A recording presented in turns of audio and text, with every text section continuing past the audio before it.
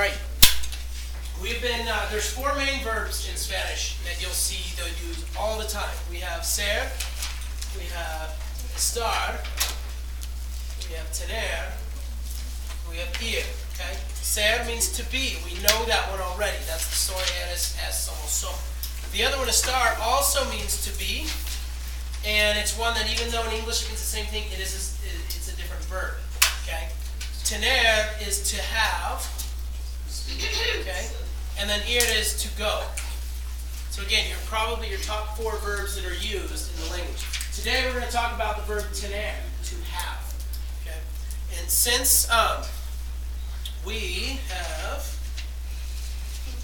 not learned too much about verbs, there's a lot more I could say about tener, that it's a stem-changing verb and it has an irregular yo form. So since we haven't learned quite yet regular AR verbs, it doesn't make much sense to you, okay? But it does mean to have. And it's very similar to the whole idea from the verb ser. We have our conjugation chart. And with that, we have our different conjugations that we use. Okay, the top left one, do you remember which conjugation that is? It's the yo form. Okay, and the middle one here is the to form. Okay, so what does yo mean? I. What is to? You. Down here we have three of them. What are they? El, ella, and usted. What was el? He, not boy. Ella is she, and usted is a formal form of to. It's a you, but it's formal. No. Then we have nosotros, which is we, and then down here we have three more. What is it?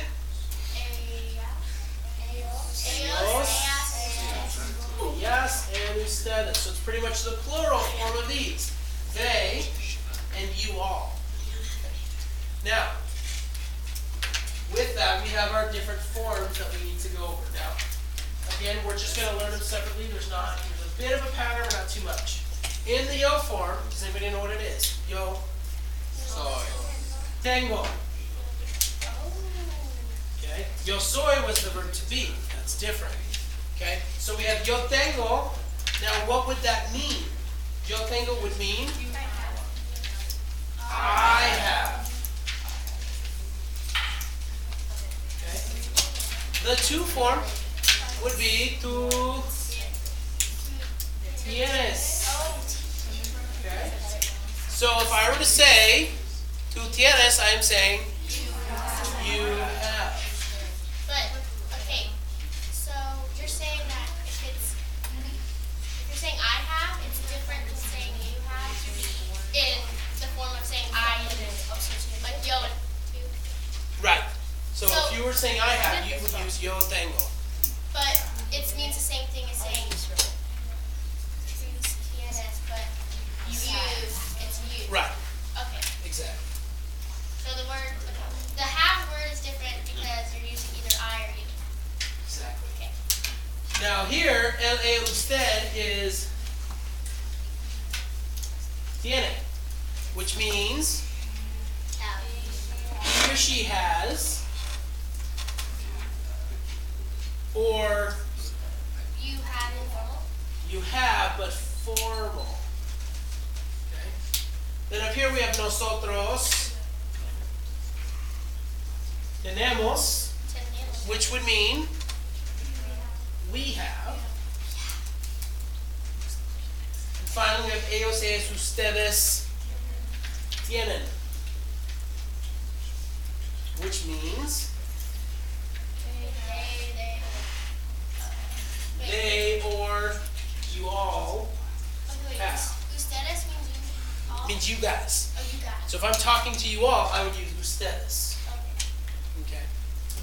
So there we go. Now take a look at them. Do you see similarities? Yes.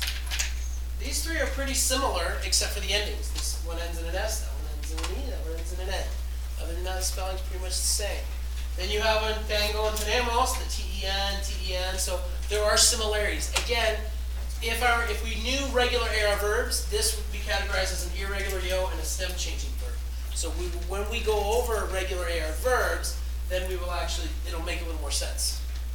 Does it, when it says nosotros, does that say tenemos? Nosotros tenemos. Does it end in OS because nosotros? Well, it's usually the verbs that are in the nosotros form end in either AMOS or EMOS. Because we did nosotros somos. Somos, right. They always end in that MOS. And that's how you can tell it's a we form. Are there any questions about the verb tener?